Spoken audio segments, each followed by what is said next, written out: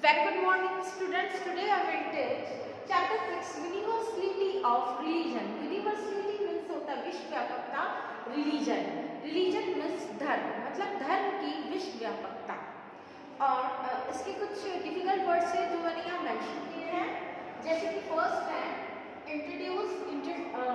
Intolerance means असहनशीलता. Confined means सीमित. Rituals means कर्मकांड. मेटरलिस्ट मतलब भौतिकवाद. स्पेक्टिक्स मीन्स संशयवादी. डॉगमस मीन्स धर्म. स्पिरिट मीन्स उदारवृत्ति. टॉलरेंस मीन्स सहनशीलता. Parcel means Abhinav.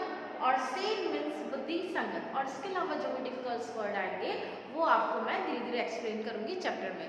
So my first paragraph is romaine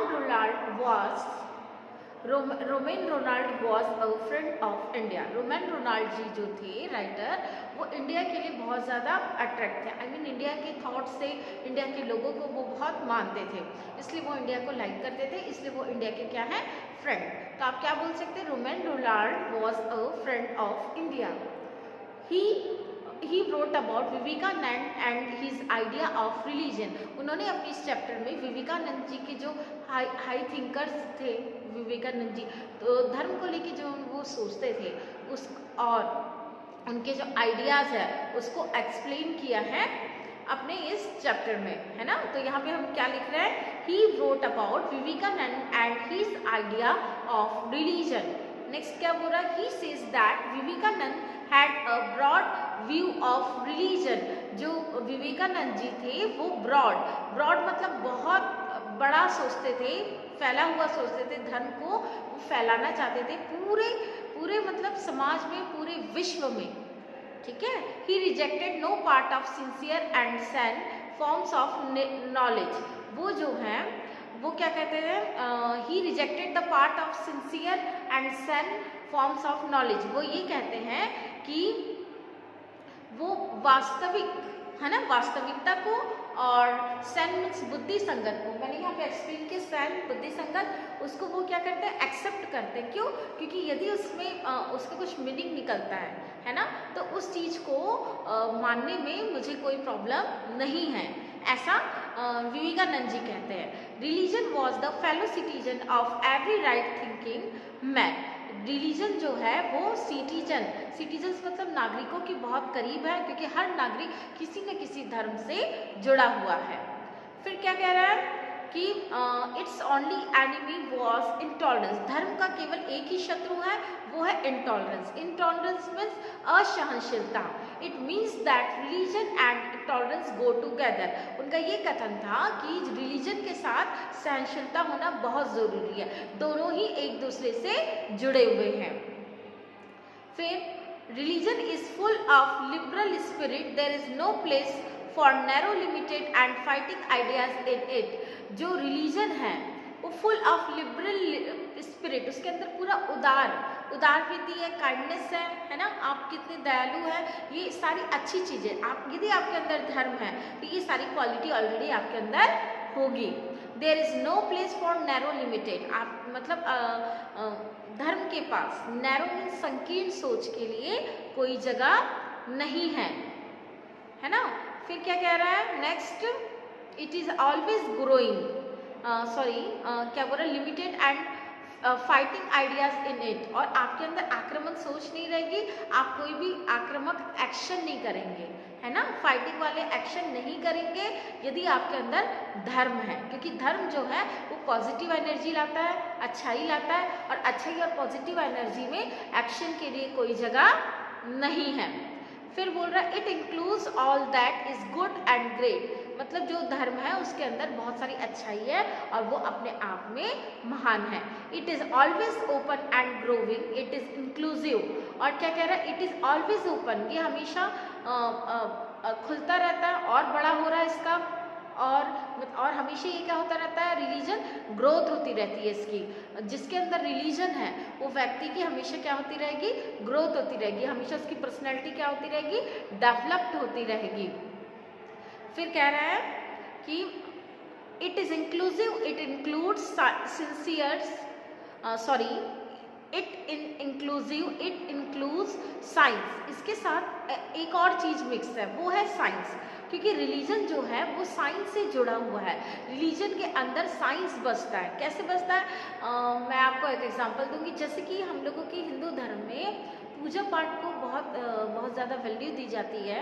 और जो जैसे हम हवन करते हैं, एग्जांपल हवन करते हैं, तो हवन करने में हम जो साकल का यूज़ करते हैं, वो एक दृष्टि से देखा जाए तो ईश्वर के लिए कर रहे हैं, हम अपनी श्रद्धा के लिए कर रहे हैं। लेकिन दूसरी दृष्टि से देखा जाए तो वो साइंटिफिक है। उससे करने से क्या होता है? वातावरण जो है आपका शुद्ध होता है, एनवायरनमेंट क्या होता है आपका? प्योर होता है ना। कीटाणु जो होते हैं सारे मर जाते हैं उसके धुएं से, और आपका जो एटमॉस्फेयर है वो शुद्ध होता है। ठीक है, ये साइंटिफिक रीज़न। वैसे एक और मैं आपको एग्जांपल दूंगी।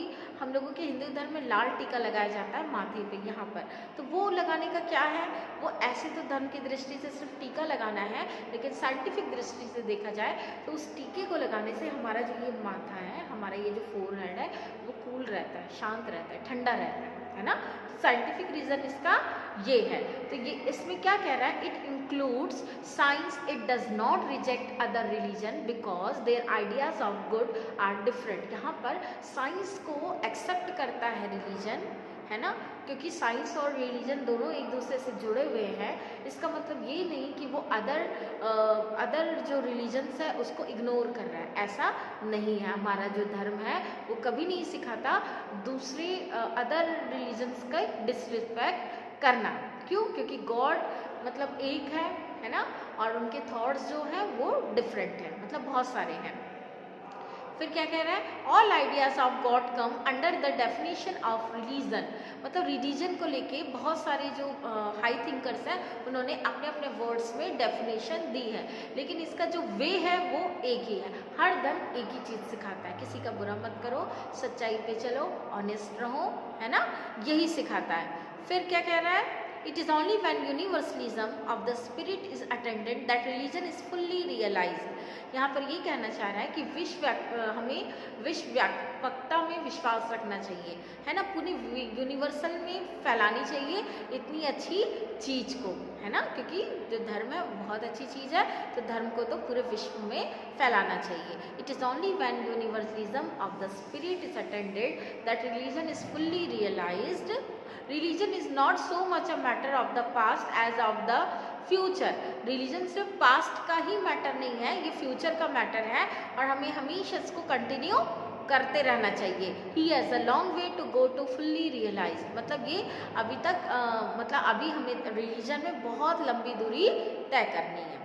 So my next paragraph is people sometimes say that religion and spiritual ideas are dying out। बहुत से लोगों में बात करते हुए आप लोगों ने सुना होगा कि जो रिलीजन है, पहले जैसा रिलीजन अब नहीं रहा, पहले जैसे लोग स्पिरिचुअल नहीं रहे, बहुत सारे रिचुअल्स जो है हमारे क्या होते रहे जा रहे, खत्म होते जा रहे, बट ऐसा नहीं है।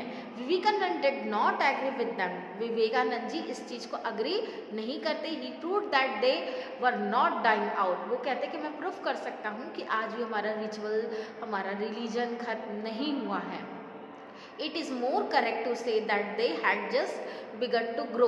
वो कह रहा है कि धीरे धीरे हमारे साथ साथ हमारा रिलीजन भी ग्रो कर रहा है। Religion can not be confined to the chosen few.